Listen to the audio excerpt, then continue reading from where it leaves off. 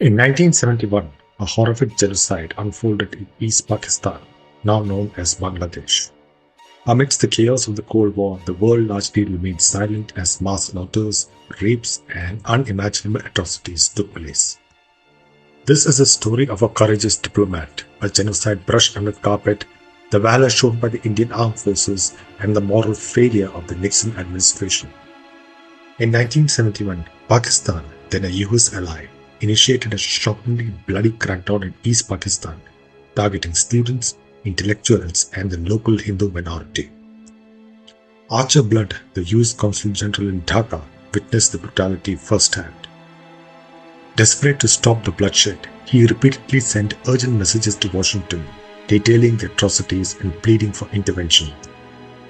In what would become known as the Blood Telegram, Blood described the situation as elective genocide. It is probably the most blistering denunciation of US foreign policy ever sent by its own diplomats. Using the newly formed dissent cable, Blood and his colleagues did not mince their words while attacking Washington in a biting language. Our government has failed to denounce the suppression of democracy, he wrote. Our government has failed to denounce the atrocities. Our government has failed to take forceful measures to protect its own citizens while at the same time bending over backwards to placate the West Pakistani-dominated government. The problem for Blood was that America didn't want to hear it. Quite the opposite, as the contents of the telegram became known within the halls of the State Department, he became the target of the Nixon administration. Henry Kissinger, then Secretary of State, referred to Blood as this maniac in Dhaka and accused him of whipping up the Bengali underlings in an anti-Pakistan frenzy. The reason was all too clear. For the Nixon administration, Pakistan was a crucial Cold War partner, and any staffer who called attention to the violence was an unwelcome complication. His right hand, Kissinger, was meanwhile extending a secret olive branch to China through Pakistan. Opposed to all of this, the brown Bengali lives were inferior and expendable. But the main reason was Nixon's disdain for India, which supported the freedom movement in East Pakistan. And the fact that New Delhi had established close ties with the Soviet regime in Moscow only added to his ire. In fact, White House tapes captured Nixon deriding Indians in racist terms. Thus, despite Blood's urgent pleas, both Nixon and Kissinger chose to prioritize Cold War alliances over human lives. They continued to support the Pakistani regime, turning a blind eye to the ongoing genocide. As the atrocities continued unabated, the world watched in silence. Mass slaughters and rapes became daily horrors for the people of East Pakistan. In the face of this humanitarian crisis, India, led by Prime Minister Indira Gandhi, did what America should have done. India stepped in to protect the Bangladeshis, launching a military intervention that would end the genocide. Ironically, this righteous action invited America's ire. Henry Kissinger visited India attempting to bully Prime Minister Indira Gandhi into submission. But India stood firm, determined to end the suffering of the Bangladeshi people. Coming back, Blood's outspoken stance against his own government came at great personal cost.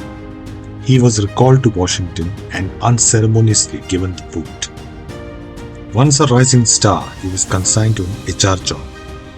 Pressured to stay out of sight, he wrote out Kissinger's tenure seconded to the Army War College.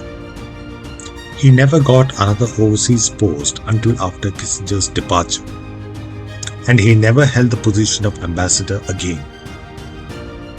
Yet his courage in criticizing the US government's actions stands out as a beacon of truth in a very dark period of human history. The genocide in East Pakistan is a blot on the legacy of the Nixon administration and Henry Kissinger. However, the birth of the new nation, Bangladesh, is a testament to the resilience of its people and highlights the chivalry, valor, and the humanitarian side of the Indian armed forces who fought tooth and nail to protect the citizens of another country from wanton murder and genocide.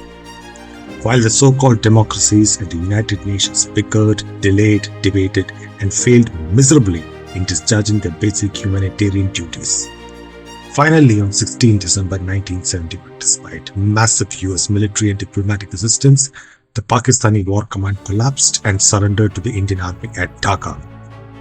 In March, the newly formed Bangladesh government under Sheikh Mujibur Rahman gave a hero's farewell to the Indian Army troops, thanking them for their ferocity, tenacity, and courage in fighting for the Bengali nation in front of a cheering, teary-eyed 25,000-strong crowd. Blood and his family also celebrated the birth of Bangladesh, which came although at a very high cost. Over 3 million Bengalis were butchered by Pakistani troops, and 200 to 400,000 women were systematically raped in war camps. In spite of such horrors, the perpetrators of this horrible crime are yet to be punished or even held accountable for their crimes against humanity. The Bangladesh episode is a catastrophic failure of international law and UN security agencies. The governments of US and Pakistan are yet to recognize and apologize for the Bangladeshi genocide. It's up to the rest of the world to make sure that the story of genocide and selfless valor is not forgotten, so that our coming generations can proudly celebrate their heroes and work tirelessly to bring the perpetrators of such ghastly war crimes to justice. Thank you for watching. If this story moves you, please subscribe to our channel, like this video and share it with others.